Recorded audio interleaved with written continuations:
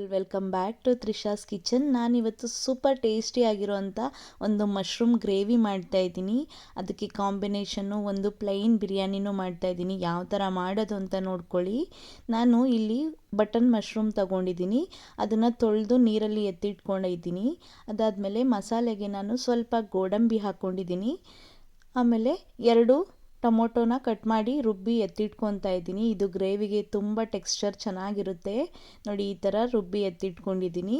ಅದಾದಮೇಲೆ ಒಂದು ಪ್ಯಾನ್ ತಗೊಂಡು ಸ್ವಲ್ಪ ಬೆಣ್ಣೆ ಹಾಕಿದ್ದೀನಿ. ಬೆಣ್ಣೆ ಹಾಕಿ ನಾನು ಕಟ್ ಮಾಡಿ ಎತ್ತಿಟ್ಕೊಂಡಿದ್ನಲ್ಲ ಆ ಬಟನ್ ಮಶ್ರೂಮ್ ಹಾಕೋತಾ ಇದ್ದೀನಿ. ರುಚಿಗೆ ತಕ್ಕಷ್ಟು ಉಪ್ಪು, ಸ್ವಲ್ಪ ಖಾರದ ಪೌಡ್ರು, ಸ್ವಲ್ಪ ಅರಿಶಿನ ಪೌಡ್ರ್ ಹಾಕೋತಾ ಇದ್ದೀನಿ. ಚೆನ್ನಾಗಿ ಫ್ರೈ ಮಾಡ್ಕೊಳ್ಳೋಣ. ಇದನ್ನು ತುಂಬ ಚೆನ್ನಾಗಿರುತ್ತೆ ಈ ಗ್ರೇವಿ. ನೀವು ಒಂದ್ಸತಿ ಟ್ರೈ ಮಾಡಿ. ಇದೇ ಥರ ಈಸಿಯಾಗೂ ಇರುತ್ತೆ ಮತ್ತು ಚೆನ್ನಾಗೂ ಇರುತ್ತೆ. ಆದಮೇಲೆ ಈ ಥರ ನಾವು ಫ್ರೈ ಮಾಡಿ ಎತ್ತಿಟ್ಕೋಬೇಕು. ಒಂದು ಕಡೆ ಎತ್ತಿಟ್ಕೊಂಡು ನಾವು ಗ್ರೇವಿ ಮಾಡಲಿಕ್ಕೆ ಒಂದು ಬಾಣಲೆ ಇಟ್ಕೊಂಡು ಸ್ವಲ್ಪ ತುಪ್ಪ ಹಾಕ್ಕೊಳ್ಳಿ, ಸ್ವಲ್ಪ ಎಣ್ಣೆ,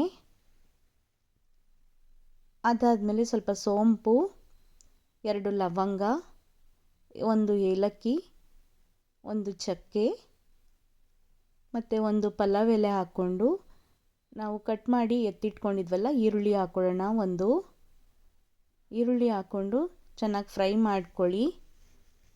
ಈರುಳ್ಳಿ ಟ್ರಾನ್ಸ್ಪರೆಂಟ್ ಆಗೋವರೆಗೂ ಫ್ರೈ ಮಾಡಿಕೊಂಡು ಅದಾದಮೇಲೆ ಸ್ವಲ್ಪ ನಾನು ಕಟ್ ಮಾಡಿ ಎತ್ತಿಟ್ಕೊಂಡಿದ್ದೆ ಮೆಂತ್ಯ ಸೊಪ್ಪು ಹಾಕ್ಕೋತಾ ಇದ್ದೀನಿ. ಸ್ವಲ್ಪ ಹಸಿ ಬಟಾಣಿ ಹಾಕ್ಕೋತಾ ಇದ್ದೀನಿ. ಚೆನ್ನಾಗಿ ಫ್ರೈ ಮಾಡ್ಕೊಳ್ಳಿ. ಹಸಿ ವಾಸನೆ ಹೋಗಬೇಕು. ಇದು ಆ ಥರ ಫ್ರೈ ಮಾಡ್ಕೊಳ್ಳಿ. ಫ್ರೈ ಆದಮೇಲೆ ನಾನು 1 ಸ್ಪೂನಷ್ಟು ಶುಂಠಿ ಬೆಳ್ಳುಳ್ಳಿ ಪೇಸ್ಟ್ ಹಾಕ್ಕೋತಾ ಇದ್ದೀನಿ.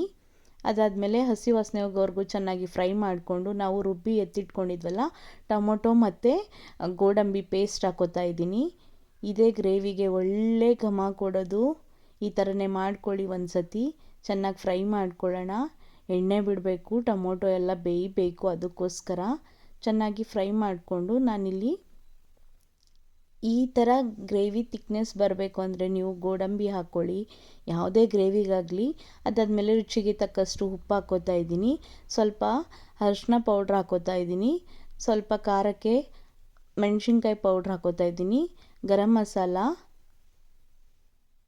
ಮತ್ತು ನಾನು ಚೆನ್ನಾಗಿ ಮಿಕ್ಸ್ ಮಾಡ್ಕೋತಾ ಇದ್ದೀನಿ. ಎಲ್ಲ ಹಸಿ ವಾಸನೆ ಹೋಗಬೇಕು. ಮಸಾಲೆ ಪೌಡರ್ ಹಾಕಿದ್ದೀನಲ್ಲ ಆ ಥರ ಈ ಥರ ಮಿಕ್ಸ್ ಮಾಡಿಕೊಂಡು ಮುಚ್ಚಿ ಎತ್ತಿಟ್ಕೋತಾ ಇದ್ದೀನಿ. ಒಂದು 4-5 ನಿಮಿಷ ಮುಚ್ಚಿ ಎತ್ತಿಟ್ಕೊಂಡಿದ್ದೀನಿ. ನೋಡಿ ಯಾವ ಥರ ಎಣ್ಣೆ ಬಿಟ್ಟಿದೆ ಅಂತ. ಗ್ರೇವಿನೂ ಚೆನ್ನಾಗಾಗಿದೆ.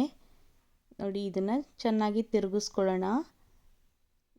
ತುಂಬ ಚೆನ್ನಾಗಿರುತ್ತೆ ಮತ್ತು ಇದು ಪೂರಿ ಚಪಾತಿ ಎಲ್ಲದಕ್ಕೂ ಚೆನ್ನಾಗಿರುತ್ತೆ. ನಾನಿವತ್ತು ಒಂದು ರೈಸ್ ಮಾಡ್ತಾಯಿದ್ದೀನಿ ಇದಕ್ಕೋಸ್ಕರ.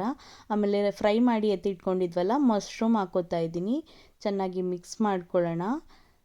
ನಾವು ಫ್ರೈ ಮಾಡ್ಕೊಂಡಿದ್ವಲ್ಲ ಅದೇ ಪ್ಯಾನಲ್ಲಿಗೆ ಸ್ವಲ್ಪ ನೀರು ಹಾಕಿ ಗ್ರೇವಿಗೆ ಹಾಕ್ಕೋತಾ ಇದ್ದೀನಿ. ಇಷ್ಟು ಥಿಕ್ನೆಸ್ ಇದ್ದರೆ ಸಾಕು ಗ್ರೇವಿ. ಮುಚ್ಚಿ ಎತ್ತಿಟ್ಕೊಳ್ಳೋಣ. ಅದಾದಮೇಲೆ ಗ್ರೇವಿ ಬೆಂದಿದೆ. ಎಷ್ಟು ಚೆನ್ನಾಗಿ ಕಾಣಿಸ್ತಿದೆ ಅಲ್ವಾ? ಟೇಸ್ಟಾಗಿದೆ. ನನಗಂತೂ ತುಂಬ ಇಷ್ಟ ಆಯಿತು. ಈ ಥರನೇ ಮಾಡ್ಕೊಳ್ಳಿ. ಸ್ವಲ್ಪ ಕಟ್ ಮಾಡಿ ಇಟ್ಕೊಂಡಿದ್ದಂಥ ಕೊತ್ತಂಬರಿ ಸೊಪ್ಪು ಹಾಕ್ಕೊಂಡು ನಾನು ಚೆನ್ನಾಗಿ ಮಿಕ್ಸ್ ಮಾಡ್ಕೋತಾ ಇದ್ದೀನಿ. ಗ್ರೇವಿನ ಮಿಕ್ಸ್ ಮಾಡಿಕೊಂಡು ಒಂದು ಕಡೆ ಎತ್ತಿಟ್ಕೋಬೇಕು.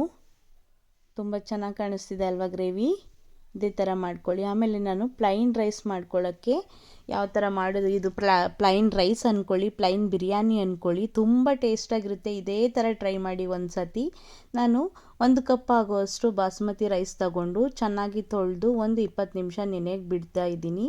ಅದಾದಮೇಲೆ ನಾನು ಸ್ಪೈಸಸ್ ಹಾಕ್ಕೋತಾ ಇದ್ದೀನಿ. ಈ ಸ್ಪೈಸಸ್ಗೆಲ್ಲ ಸ್ವಲ್ಪ ನೀರು ಹಾಕಿ ಒಂದು 10 ನಿಮಿಷ ನೆನೆಯಕ್ಕೆ ಬಿಡ್ತೀನಿ.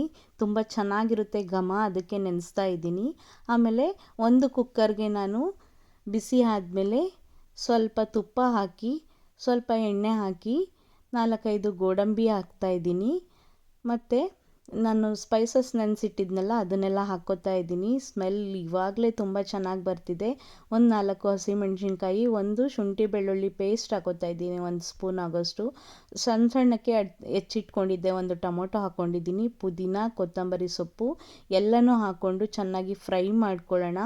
ಆಮೇಲೆ ರುಚಿಗೆ ತಕ್ಕಷ್ಟು ಉಪ್ಪು ಹಾಕಿ ಈ ಪ್ಲೈನ್ ಬಿರಿಯಾನಿ ತುಂಬ ಘಮ ಇರುತ್ತೆ ಮತ್ತು ತಿನ್ನೋಕ್ಕೂ ಚೆನ್ನಾಗಿರುತ್ತೆ. ಆಮೇಲೆ ನಾನು 1 ಕಪ್ ಆಗೋಷ್ಟು ಅಕ್ಕಿ ತಗೊಂಡಿದ್ನಲ್ಲ, ಅದಕ್ಕೆ ನಾನು 1.5 ಕಪ್ ಆಗೋಷ್ಟು ಬಾಸುಮತಿಗೆ ನೀರು ಹಾಕ್ಕೊಳ್ತಾ ಇದ್ದೀನಿ. ಯಾಕಂದರೆ ಅಕ್ಕಿ ನೆನೆಸಿದ ಮೇಲೆ ನಾವು 2 ಕಪ್ ಆಗೋಷ್ಟು ಅವಶ್ಯಕತೆ ಇರಲ್ಲ. ನೆನೆಸಿ ಇಟ್ಟಿದ್ನೆಲ್ಲ ಅಕ್ಕಿ ಹಾಕ್ಕೊಂಡಿದ್ದೀನಿ. ಚೆನ್ನಾಗಿರುತ್ತೆ. ಇದನ್ನು ಗಟ್ಟಿಯಾಗಿ ಕದರಬಾರ್ದು, ಇದೇ ಥರ ಸ್ಲೋ ಆಗಿ ಕದರಬೇಕು, ಇಲ್ಲಾಂದರೆ ಅಕ್ಕಿ ಕಟ್ಟಾಗೋ ಚಾನ್ಸಸ್ ಇರುತ್ತೆ. ಅದಕ್ಕೋಸ್ಕರ ಈ ಥರನೇ ಮಾಡ್ಕೊಳ್ಳಿ ಒಂದು ಸತಿ. 1.5 ಕಪ್ ಆಗೋಷ್ಟು ನೀರು ಹಾಕ್ಕೊಂಡಿದ್ದೀನಿ ಅಷ್ಟೇ. ಅದಾದಮೇಲೆ ಕುಕ್ಕರ್ ವಿಷಲ್ನ ಮುಚ್ಚಿ ಒಂದೇ ಒಂದು ವಿಷಲ್ ಬರ್ಸ್ಕೊಳ್ಳೋಣ. ತುಂಬ ಚೆನ್ನಾಗಿರುತ್ತೆ. ನೋಡಿ, ವಿಷಲ್ ಆರಿದೆ. ನಾನು ಕುಕ್ಕರ್ ಓಪನ್ ಮಾಡ್ತಾ ಇದ್ದೀನಿ. ಎಷ್ಟು ಚೆನ್ನಾಗಿ ಕಾಣಿಸ್ತಿದೆ ಅಲ್ವಾ? ನೋಡಿ, ಚೆನ್ನಾಗಿ ಮಿಕ್ಸ್ ಮಾಡ್ಕೊಳ್ಳಿ. ಇದಾದಮೇಲೆ ನಿಜ ಹೇಳ್ತೀನಲ್ಲ, ಇದು ಬಿರಿಯಾನಿನೇ ಅನ್ಕೋಬೋದು, ಪೀಸ್ ಒಂದಿಲ್ಲ ಅಷ್ಟೇ. ವೆಜ್ಜಿಸ್ಗೆಲ್ಲ ತುಂಬ ಚೆನ್ನಾಗಿರುತ್ತೆ. ಈ ಥರ ಮಾಡ್ಕೊಳ್ಳಿ. ನಿಜವಾಗ್ಲೂ ಹೇಳ್ತೀನಲ್ಲ, ನಾನ್ ವೆಜ್ ಅವ್ರಿಗೆಲ್ಲ ಇಷ್ಟ ಆಗುತ್ತೆ. ಆಮೇಲೆ ನಾನು ಕಾರ್ನ್ ಮಸಾಲ ಮಾಡ್ತಾಯಿದ್ದೀನಿ ಇವತ್ತು. ಕಾರ್ನ್ ಮಸಾಲ ಮಾಡಲಿಕ್ಕೆ ನಾನು ಇದು ಸ್ಟೀಮರ್ ತಗೊಂಡಿದ್ದೀನಿ. ಸ್ಟೀಮರ್ಗೆ ನಾನು ಬಿಡಿಸಿ ಎತ್ತಿಟ್ಕೊಂಡಿದ್ದಂಥ ಕಾರ್ನ ಚೆನ್ನಾಗಿ ತೊಳೆದು ಹಾಕೋತಾ ಇದ್ದೀನಿ. ಈ ಥರ ಹಾಕ್ಕೊಂಡು ನಾನು ಮುಚ್ಚಿ ಎತ್ತಿಟ್ಕೋಬೇಕು. ತುಂಬ ಟೇಸ್ಟಾಗಿರುತ್ತೆ. ಈ ಥರನೇ ಮಾಡ್ಕೊಳ್ಳಿ. ನಾವು ನೀರಲ್ಲಿ ಬೇಯಿಸಿದ್ರೆ ಅದ್ರ ಟೇಸ್ಟು, ಅದ್ರ ಪ್ರೋಟೀನ್ ಎಲ್ಲ ನೀರಿಗೆ ಹೋಗಿಬಿಡುತ್ತೆ. ಅದಕ್ಕೋಸ್ಕರ ಸ್ಟೀಮ್ ಮಾಡಿಕೊಂಡ್ರೆ ನಾವು ತಿನ್ನೋ ಅಂಥ ಆಹಾರ ತುಂಬ ಹೆಲ್ದಿಯಾಗಿರುತ್ತೆ. ಸ್ಟೀಮೇ ಬೆಸ್ಟ್ ಅಂತ ಹೇಳ್ತೀನಿ ನಾನು. ಈ ಥರ ಸ್ಟೀಮ್ ಮಾಡಿಟ್ಕೊಳ್ಳೋಣ. ನೋಡಿ ಯಾವ ಥರ ಸ್ಟೀಮ್ ಆಗಿದೆ, ಚೆನ್ನಾಗೂ ಬೆಂದಿದೆ ಕಾರ್ನು.